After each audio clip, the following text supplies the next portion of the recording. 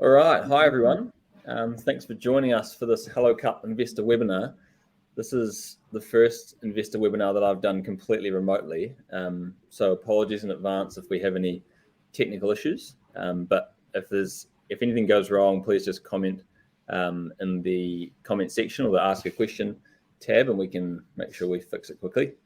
The way the webinar is going to work today is I'll introduce you to the Hello Cup team founders and CEO, who will give you a quick business update about what's been happening since the IM was published a few weeks ago. Then we'll do a short presentation focusing mainly on the aspects of the business that investors have had questions about since the offer went live. And then we'll leave about 20 to 30 minutes at the end for your questions. I'd encourage you to submit questions kind of throughout the presentation that we'll answer at the end. So at the bottom of your screen, there's a button that says Ask a Question. You can put them all in there. If for any reason we're not able to answer all of them today, we'll get back to you either tonight or tomorrow morning with an answer. Okay, so without further ado, I'd like to introduce you to the three Hello Cup team members on the call. You have Robin McLean and Mary Bond, the two founders, and Jessica Knapp, the CEO. Robin, at this stage, I'll hand it over to you to do a bit of an introduction. Thanks, Alex. Hi, I am Robin McLean, one of the co-founders of the Hello Cup. We started in 2017, and we'll tell you more about our history a bit later, but my background is in journalism. I used to be a reporter for major newspapers in New Zealand, and then I moved into marketing and public relations. Hi everyone, thanks so much for joining. My name is Mary Bond. I'm co-founder of the Hello Cup with my best buddy here, Robin. My background is in nursing. I'm a registered nurse. Most of my experience has been in intensive care and palliative care, and I still do the odd shift at Mary Potter Hospice here in Wellington. And within the business, I'm in charge of new product innovation and design, education, and our social and community relationships. Hello everybody, my name is Jessica Knapp and I am the CEO here at the Hello Cup. My background is working with high growth startups and I have been working as the worldwide sales manager and business development manager for the last startup that I worked for. I got to meet Mary and Robin earlier this year and officially joined the team in June of this year, which has been very exciting, and just really glad to be on the journey in building the world's best sustainably led period care company. So we also have a bit of a business update for you. So I think if we'll just move on to the next slide. So we have appointed our independent director, Angela Burglas, will be joining our board post-raise. I'm sure many of you know that she was the CEO of Trilogy and she led the company to their $250 million sale in 2018. Angela is currently the CEO of Antipodes Water and she's also the board chair at Cosmetics New Zealand. We are thrilled to have her to join us. It's really, really exciting.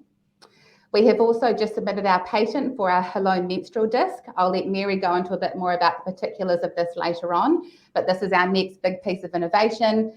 We can't wait to bring this to market, and initial feedback from our testers has just completely blown away all of our expectations.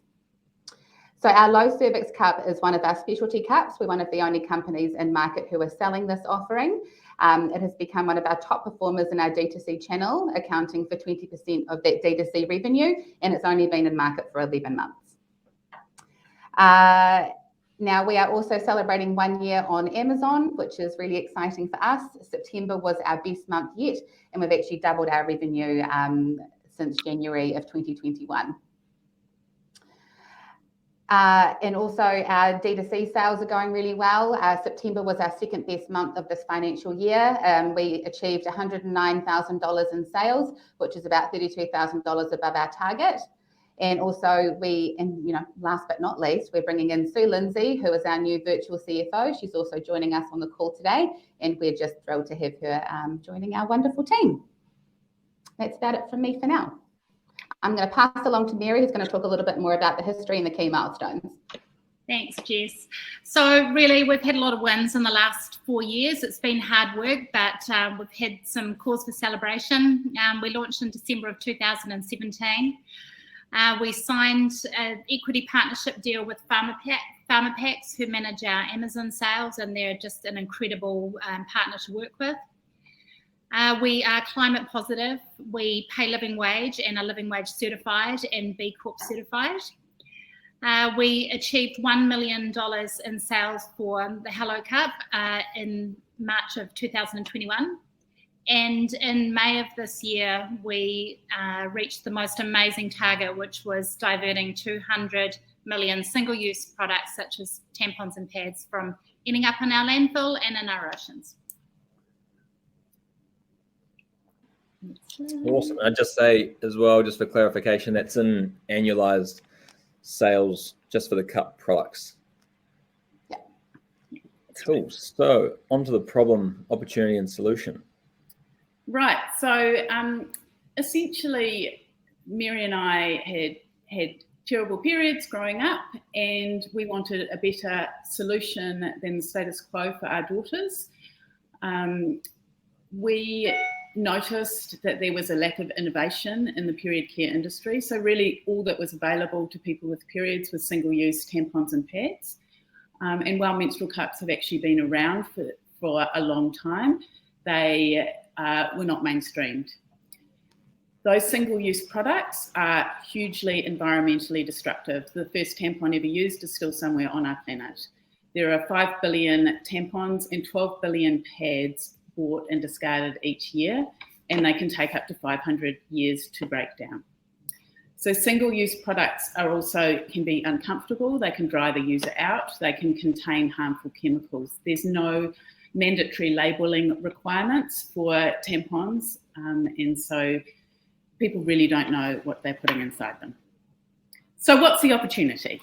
The opportunity is that 2 billion people around the world have a period.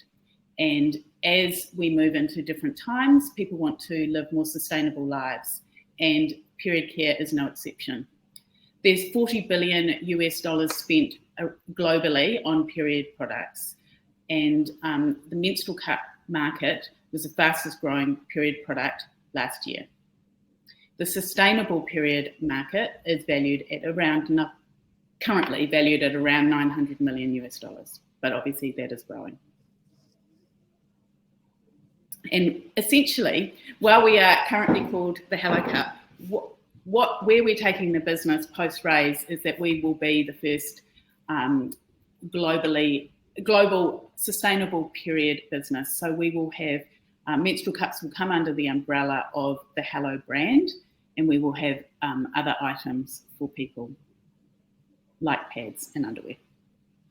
Okay, so our growth strategy. Holy smoke, look at that thing of beauty there twirling around on your screen. That is our next menstrual product, sustainable menstrual product. It's a menstrual disc. Might look a little bit daunting. It's similar to kind of the diaphragm contraception of old, of times past. The beauty of this menstrual product is it's a one size fits almost all, and it sits in a different way, so you don't need suction. So it's a really, really easy to use, large capacity, sustainable menstrual product. It's also an amazing way of users being able to have mess-free period sex, which can be an issue for some people. So as Jessica said, this morning we filed the paperwork for our design patent. This is unlike any menstrual disc on the market. It's the only one that has a toggle, which means it's really, really easy to remove. It took us 18 months to design it, and we designed it in collaboration with an American woman called Kim Rosas, who is a sustainable period guru and has millions of followers on social media. And she's a named designer, co-designer on this product. We've done trialing and the feedback has been insane, so positive for all sorts of different users, including those with disability. We're so excited about this product, and we've just pressed play on the tooling with the plan for this to be launched in January. We're so excited. The other piece that's really important, we've done quite a lot of research that's shown that there are a large percentage of people who like to use external products. And the period underwear is a really important piece in having an offering for those people. We've got some incredible technology that is an absolute game changer, and we're in the R&D phase of our period underwear with the plan to release that in April of 2022. And then we also had some amazing add-on products just to get that the cost of the sale up, amazing products like a wash and a lubricant. So that's all kind of adding to this sustainable period business. Thank you, Mary. So one of our key goals, obviously, is to take our company to the world. We have achieved so much on the smell of an oily rag, typical New Zealand startup story. We have a really loyal customer base, and we have a global brand following. So what we're going to do is we will have dedicated marketing plans for each of our new products as we go into the new markets. We will be going out under the Hello Period company with, as I mentioned before, under that umbrella, we'll have Hello Underwear, Hello Disc, Hello Cups. And obviously, as part of that, we will have a focus on our direct-to-customer relationships, because we've already got these amazing customers, and we want to take them on the journey with us. So as we develop new products, they know that we don't put out something just for the sake of it. So that's our global marketing strategy. Yes. So just talking a little bit about opening those new markets and new channels. So for the US, that's our next big market that we focused on. Opening up those wholesale channels with those big box retailers is a really big sort of key piece of our next sort of growth phase.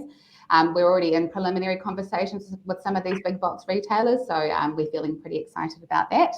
And also, not to forget about our friends over in Australia as well. We're really focused on the supermarket channel over there, and we're already in preparation for some of those reviews that are coming up early next year. Now, just really quickly in terms of developing the team and delivering on those ambitions, as I mentioned, we've got Sue Lindsay with us today, who's our newest hire and our virtual CFO. And the next person to join us will be an e-commerce specialist who we have yet to find, but we're excited about bringing them on board, and they'll be joining Robin's team to deliver those D2C ambitions. Okay. All right, so just as a bit of an update on how the raise is going so far. So we're just sitting shy of 900K invested. And just so everyone knows, this wasn't in the material, but the lead investor for the round is a company called Gowing Brothers Limited. And that's run by a gentleman named John Gowing. He saw the Hello Cup offer in the NBR a couple of months ago, and his head of marketing for his listed business, which is Gowing Brothers, was the former head of the account for Tampax in Australia. So she knows the period industry, the product industry really well. So she's going to play an ongoing role with the Hello Cup team in helping the business grow into Australia, which was a bit of a value add investment, which was really hard to come by. The other kind of technical terms for the raise are included in the IM, but good for people to know again that they're all ordinary shares, and all investors who come in for less than 100,000 will be captured via the Snowball nominee, which is what we do for all capital raises. You have the same rights as everyone else. It's just that on the cap table itself, your investment will appear under the Snowball nominee. And for all investments over 100,000, they'll be held directly. So your name will be against the company on the company's register.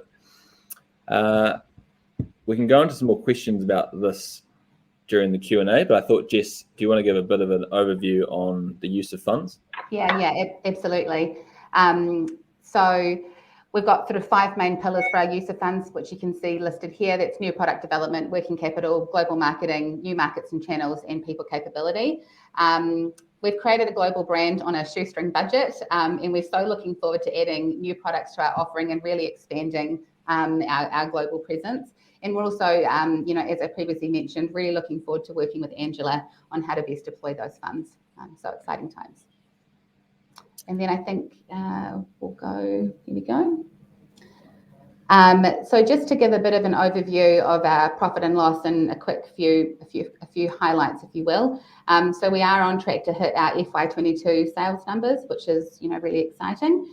We're looking forward to having those new products in market and just marketing like them we never have before. Like we just can't wait to have a bit more of that bandwidth. And in FY23, you'll see a bit of a jump in revenue. This is based on a couple of key pillars. One of them is opening up, that wholesale and supermarket channel in the US and Australia, but also having some of those new products in market for over a year. So they would have had a decent whack in their life cycle as well. So yeah, that's it. Awesome. So we've got some questions that have come through kind of throughout the raise and a few over the last couple of days that maybe we'll start with. Team, if that's okay. Yep. So what is it about these new products that gives you confidence that they're going to be successful? Well, look, we started out with one product. So we had our standard menstrual cup. It came in 2 sizes. We added a 3rd size. And then we were getting feedback from our customers. As Robin said, we have this amazing customer base, and we've worked really hard to get really great communication, really great feedback from our customers. And we found that our cups, they didn't suit some people with particular body types, in particular a low cervix, which is essentially the top of your vagina, like the dead end, if you will. So we brought out a specialty cup, which is a low cervix cup, which is our cup, so like this, but without a toggle. And we thought that they would kind of maybe be a small amount of our sales, but they would be great for our loyal customers. And then the sales just blew us out of the water. They've been really one of our hero products. And because of this, the fact that we offer something very different than any other menstrual cup company, these really innovative, thoughtfully designed products, that's just been a key area of growth. So that's why we know that if we include, there's this huge growth trajectory in the period underwear space. So we really need to grab hold of that and have an offering that's also better and performs better than anybody else's underwear. The Menstrual Disc, it also offers the user benefits that other period products don't offer, washable pads. So we really need to, as we say, have an offering for everybody with a period. We're also releasing a high cervix cup, so same as the low cervix, except when the dead end is higher, and that's for release in the next 6 weeks. So we're really excited about having these innovative products that nobody else has anything like. So I guess those are, we've got the specialty aspect with the low cervix, high cervix disc, but also we've got some key design differences between our hero product and the menstrual cups that you'll see on the market. And a lot of those menstrual cups are private label, rebranded, just marketed cups. So I can probably show you, because I can see someone's asked that question. So this is a standard Hello Cup in large size, and this is pretty much what most other menstrual cups look like.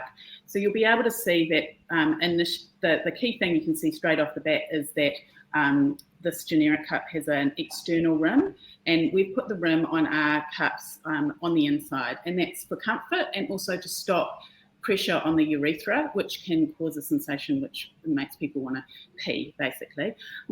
Also, we've made our cups as smooth as possible. They're made from medical grade materials. We have a rounded out, what we call toggle. Some people might call it a stem. You'll see on this cup, it's got sharp corners that can irritate and dig into the body. It also has a hollow cavity here, which is a real risk for bacteria if it's not cleaned properly. As it's sealed off at the end, totally comfortable, you can't feel them. So those are probably the key differences that we have. Ours are firmer. They are made from medical grade TPE. To insert them, they're really just folded down like that. So the diameter is no bigger than a tampon, and then they're just inserted into the body. They open up and they collect period blood. They do not absorb it in the same way that a tampon or a pad does. And so tampons can dry the users out. Menstrual cups do not do that. No menstrual cups do that because they're just collecting the blood. So then you pull them down and empty them, and they're simple. Yeah. So I think a good point just to bring up again is there's obviously a lot of little bits of innovation that may seem quite intricate, but do add a lot of comfort and usability for women who use these products. Yeah, as a man, and probably some other men on the call, a lot of these intricacies will go over our heads, but us with wives and girlfriends and daughters, etc.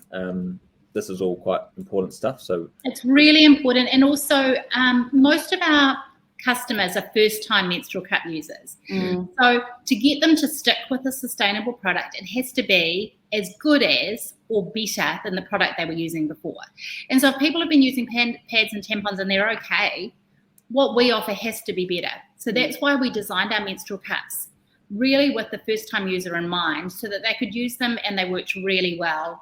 For a lot of people, the first time that they use them, so that then it's a really easy change. So that barrier to using a new product, then you're breaking that down, and that's really, really important. And another key difference with our cups is that they come in a range of colours, and that might sound a bit superficial, but our audience is largely that 18 to 30-year-old demographic, so Gen Z, millennial. They know what they want, and sustainable doesn't need to be boring. We say that quite often. So they want something that is actually visually appealing, and that's where our branding and our marketing really comes into its own. As founders, we are the face of the company. You don't see that with other menstrual brands, and also obviously we're the only menstrual cup company in the world with a nurse as founder. Yeah, it's awesome. I think another point that we didn't go over in enough detail at the start was just the PharmaPack brands relationship, because I know it may look just like another bullet point on the slide, but that's actually it was a significant win for the business.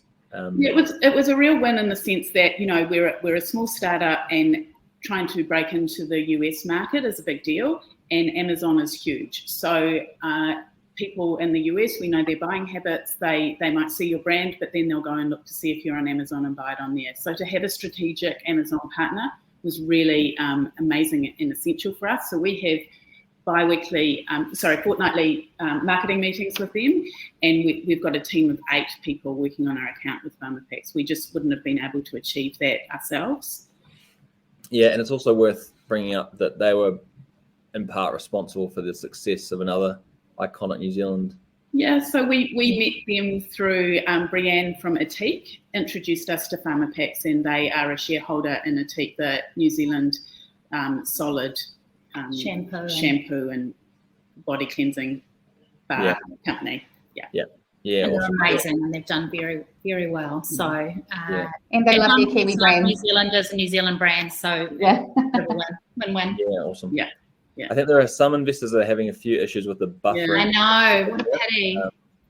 But don't fret, we will be sending this out as a recording, and we'll do our best to make sure the video is good quality. And we can answer any questions via email later on too. I can see that Paul has asked about cleaning. Yeah, so they're really. You need to go look at your TikToks, Robin. Oh yeah. See me on TikTok for that answer. But essentially, again, because they're not absorbing the period blood, they're collecting it. Before you insert it for the first time, we recommend that you sterilise it. And to do that, it's either by boiling it for 3 minutes or using a sterilisation tablet or sterilising it in the microwave. Then you can use it throughout your period, and you just wash it each time you remove it. Just rinse it. Yeah, you can rinse it. If you're one of the questions we get asked a lot is, especially because one of our focuses is on school-aged people, that if you're in a cubicle without a tap, it doesn't mean that you can't empty your menstrual cup. You actually just take it out, empty it, wipe it out with loo paper, or if you've got a drink bottle with you, you can just rinse it that way and reinsert. So they are really easy to maintain and keep clean. Yeah, these are great questions from our male investors. Go Paul. Yeah. Any more, please feel brave enough to fire them through. I just want to acknowledge John's question about the lawsuits in the US. John, it's not a really quick answer. So the best way for us to answer that is just to come back to you over email, and we can actually post that on the public Q&A board as well. Yeah, but the products totally. are registered with the FDA, but there's probably a bit of a technical answer there for you. So I hope you don't mind. I mean, we've got very, very good insurance is a short answer, but we can expand on that. Yeah, awesome. So we've answered Paul's one about the reusing, how easy is it to clean and sterilize. Paul had a follow-up question about, do you have any defendable IP? Yeah, so IP, it's really a tricky with menstrual cups because essentially the differences are really small. So it's impossible to patent a menstrual cup. But obviously with our menstrual discs, it's very different and brings in a whole new design element. We have been able to file a patent for that. We're more about, rather than just kind of tracking down copycats, we actually just keep moving forward. We're just always about innovation. We're always about doing it better than anybody else is, and that's it. We're looking forward and just making products that are better than anyone else and tweaking them as time goes by, rather than worrying about people knocking them off. They're never going to do them as well. And we stand, we're a kind of a full circle in that we stand by everything we do. We love this business, and we put our heart and soul into it, in the sense that one of the things that stands out is our customer service, and we pride ourselves on that. We have a registered teacher who answers all our emails, and that relationship between the customer and us is really vital. Yeah, brilliant. There's a really good question there about repeat purchase, which I think is a really important one, and Robin can answer that really well. Yeah, so again, that's where our colours come in, which is really interesting. So we have customers who sort of collect our cups and have, we use the lipstick analogy. It's a bit like a lipstick.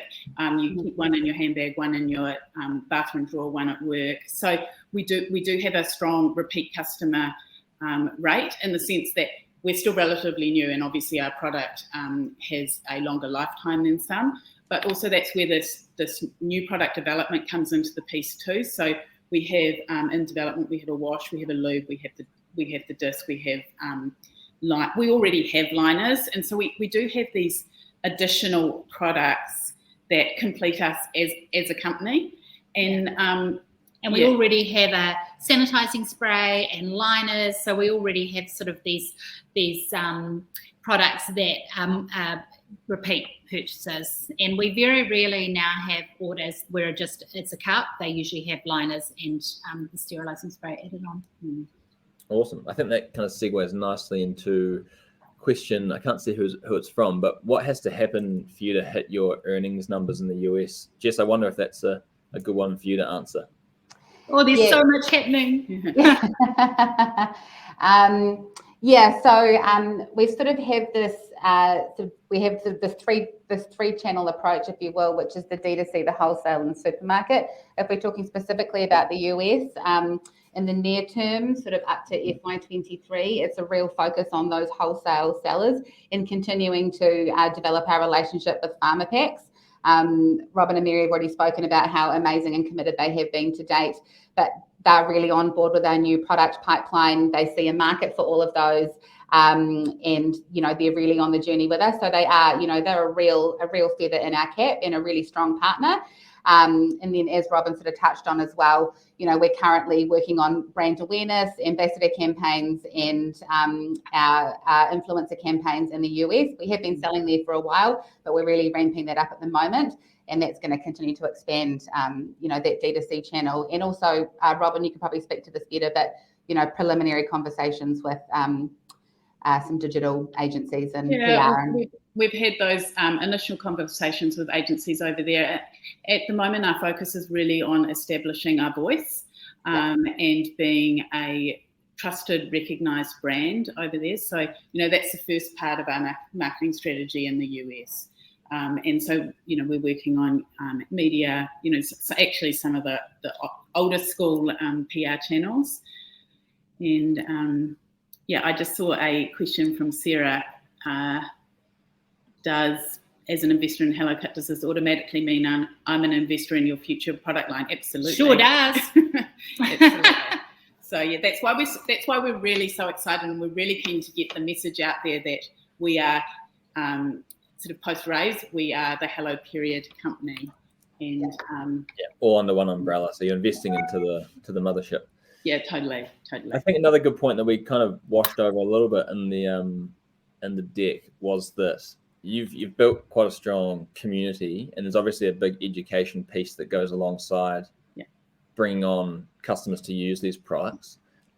How is that developing, and kind of what are some of the other plans you've got for that? Yeah, it's amazing. It's a really important part of what we do, that we're not just selling period products, that we're also educating people about periods, menstrual cycles, how they work, because one of our bugbears is that for too long we haven't spoken about periods as a global planet. When Mary and I were at school, we would stuff our tampons and pads up our sleeves, and it was all hush hush. And so, being the industry leader and the go-to about, well, actually, how long is the average cycle? What if my cycle was, 5 days longer? What does that mean? When should I seek medical advice? That, we want to be the people that our customers trust. Yeah, and also we've created things like resources for schools, so that teachers can go on there, and resources are not just about sustainable periods, but about periods in general, and so they're really popular with teachers. We've got a lot of different avenues where we create education opportunities. Robin and I, we used to have a bit more time, and we used to go into schools, but we don't seem to have much time. We have emails asking us to go in and no time to go in, but we really loved it. And actually, when we started about maybe 3.5 years, we'd go into schools and the kids had never heard of menstrual cups. Well, there's no way you'd go into a school now and they didn't know about them, but they really... it's always pretty fun and interactive, and the feedback is amazing. And we usually just take a few cups along, and does anyone want one? And there's like a bit of a argy-bargy, which is pretty cool because people actually want them. It's pretty great. And another key thing that we do is we have a program called Hello Kindness, and that is a giving back program. You hear a lot about period poverty. The key with reusables is that if they're given out, that there's an education component on how to use them. So there's no value in giving someone a menstrual cup without saying, this is how you use it, this is how you care for it. So with Hello Kindness, we partner with certain organisations. We partnered with Arahata Prison earlier this year, and Parakure, who are a waste minimisation Māori group. And in the US, we have partnered with Happy Period, and they support people in the community there with supplying menstrual products, and we provide Hello Cups for that too. But they also, when they give them out, it is that education is given at the same time. Awesome. I just want to make sure we don't miss Bruce's second question, which is just a really easy one. How long do the cups last? Well, we say that they last about 3 to 5 years. It kind of depends. They're pretty robust. So there's not really anything that can affect them. But what we find is people like to swap them out because with blood, obviously things can stain, and people actually don't really like to keep them for longer than that. They want a fresh one. It's a bit like, how long do you keep your undies question. It's sort of like it varies a lot from person to person. But with the staining, sorry, I'm just moving across Mary. With the staining, we also have a black cup range, which goes back to that question about, repeat purchases. So our black cups come in all 3 sizes. They come in a bespoke black box. Again, they drive those repeat purchases, and also back again to the Hello Kindness and the initiatives we do. We also do limited edition cups. We're currently doing a limited edition peach range. So again, a peach cup in all 3 sizes with 10% of profits going to a New Zealand gynecological cancer charity called Talk Peach.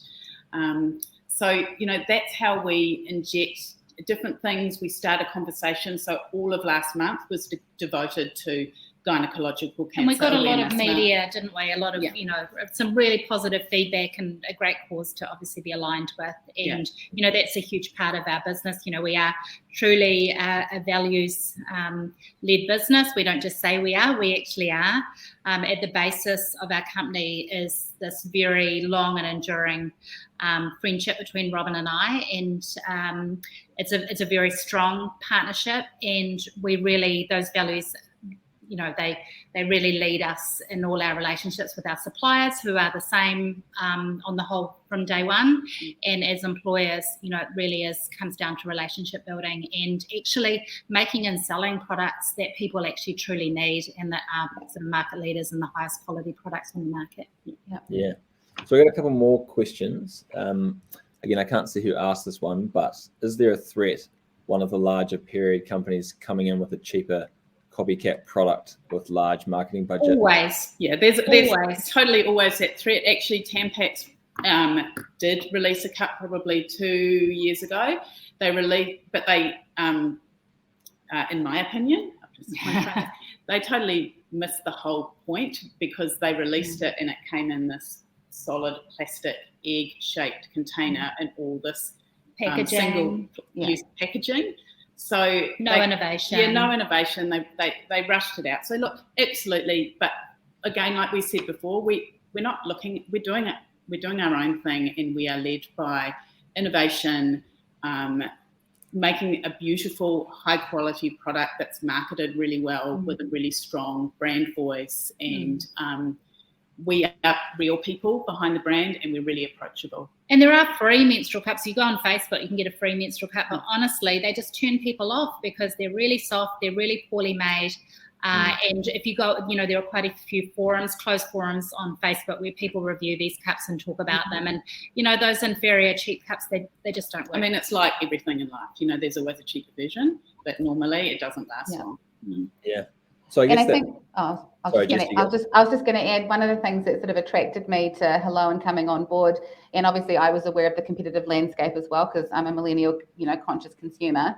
But what Mary and Robin have done with the cup in particular, especially as our hero product, is they have led with that sustainable innovation first. It wasn't an afterthought just to respond to what the market wanted.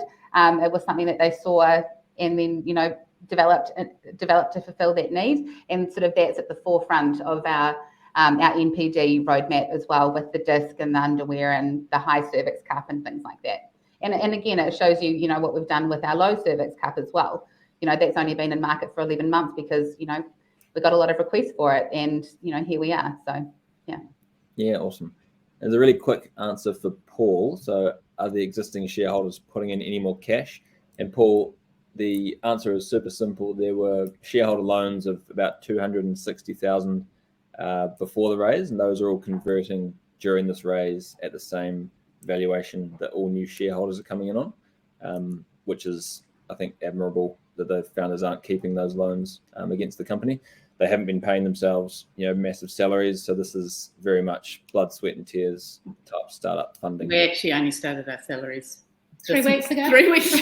Yeah. Yeah. But on that note, we have run things really tight. We've never wasted our resources. We've bootstrapped the whole way. We don't want people to invest in that to be debt repayment. We want to grow it. We're going to, we're going to blow it out of the water, and we want to use your money to be able to do that, and not to kind of be paying that debt. We are so excited about the future. And all those, it's fine to kind of count missed salaries and things like that, but that's all kind of been wiped off, and we're kind of starting from a clean slate, which I think is the right way to go. Yeah. I guess another question that came up earlier, not on the forum, but was about what is the kind of long-term vision for the business? Like what do you guys want to do long-term? How involved will you be? Is this a 3 to 4 year exit, or is this going to be a much bigger ambition? So we are committed to this. Like, we're just so excited about the future. So we will go in whatever direction is needed, basically. And we just want to be the biggest, best sustainable period company in the world. And Robin and I have a big part to play in that. So we're not going anywhere. we're here. And, we really love being the face and the voice of this company. We're really proud of it. 4 years on, we're going great guns. I think that's pretty amazing in this time where companies are really struggling. So we're really proud of that. We still really like each other. I think that's pretty amazing too, because I know when people go into business with friends, it doesn't always end up that well, but we're pretty ace. And one of the really interesting things that has happened since we launched, like when we launched, we assumed that we would be 100% D2C. And while that is still a huge focus, what we've seen is that our dream is that menstrual cups and sustainable menstrual products are becoming mainstreamed. And as an example of that, I didn't mention earlier, but we launched earlier this year in Countdown. And so these are our boxes that you'll see in Countdown stores. And unlike other menstrual cups that you may have seen on the market, there's a window. And that's really important to be able to, made of plants, I might add, home compostable, that people who are new to this product can actually see it and then, come to us either online and ask us for the information. So being in a supermarket chain has been huge for our mission. Yeah. And I think that maybe that leads into some of the more commercial realities that I'm sure investors have up, on their mind is who's next, kind of what are the next big parts of distribution you're going to get on board in the next 12 months. You don't have to name kind of who you're talking to, but what are those opportunities? What do they look like, and what stage are they at? Jess, I wonder if you want to tackle that one. So do you mind recapping that? Sorry, I was looking at the questions and That's I right. didn't 100% hear what you said. It wasn't well articulated. What are the kind of next big distribution opportunities? Which retailers, or are there any that are immediate or midterm, or how are those shaping up? So we're sort of gunning for it, to be honest with you. What we've really identified is that, our D2C is where we have our best margins, and wholesale is where we have great margins as well. And we want to be partnering with wholesale and supermarket, distributors that are, that help us, not only with sales, but also brand recognition as well. And that's why those big box retailers in America, I'm sure any of you on the call can imagine who I'm talking to, and that's going to be a really key part of it for sure. And again, those main supermarket chains in Australia as well, that's going to be quite big too. And again, I guess, following on from that, that's where our speciality cups really will come into play, because we are offering things that are on the back of an established brand with great, recognition, but that we are entering a space that is not crowded. And, we've got these great new products. And for retail in the US, does it help to already be, highly ranked on Amazon? Yes, so that's a really key part of our strategy. So again, these retailers we're speaking to in the US, they look to Amazon to see what's trending, what people are responding to, and of course they really look at brand and the sustainability component as well. And so we kind of hit that sort of golden trifecta, if you will. Awesome, that's exciting. Another question from Bruce. He's on fire. Hey, Bruce. Hi, Bruce. Callaghan seem to be dishing out millions of dollars. Are you planning to join the queue? I assume that's for kind of product innovation and things. Yeah, we have kind of thought about partnering with them, and but we're really far down the track with our design and innovation for our new products, and so at the moment, in the future, absolutely, because the sky's the limit in terms of what we see our subsequent new product strategy. So absolutely in the future, yes. Yeah, they have quite strict criteria about what stage you're at in terms of your plans. And we were quite far down the track. Yeah, we have talked to them, and like so many things like that, it sort of is a long road. And just to add to that, Bruce, just to touch on our relationship with NZT as well. I'm sure all of you are familiar with, a lot of their offering and things like that. They have been absolutely fantastic in their support of us, and they're going to be, a pretty big sort of financial support and partner in that US entry strategy as well. I love them. That's so amazing. Awesome. Yeah, I've heard that a lot lately. Yeah. I guess closing comments. We don't have any more questions to ask, but if anyone's got any more, please feel free they can email me, alex@snowballeffect.co.nz, and I can get the team to answer those for you. But I wonder if each of you want to just give closing remarks, something to take away. Go, Mary. Oh my goodness. 64 people are on this call. That just really blows me away. And I'm sure so many more people will probably watch it when it doesn't buffer the whole way through. So I'm so sorry, technology. But thank you so much for taking the time to listen to us. We've got really exciting things in the pipeline. We would absolutely love to have you along our journey. We work really hard, but we're also a lot of fun. So if you want to invest in a company that is full of fun, good people, then we're the ones for you. Yeah, I guess, yeah, exactly what Mary said. And, there's a lot of people in the world with periods, and we aim to provide the best, most comfortable period care option for them. That is, again, as Mary said, super fun. One of our taglines is bloody brilliant. We don't take ourselves too seriously, except for when it comes to the product itself, when things are very serious and amazing.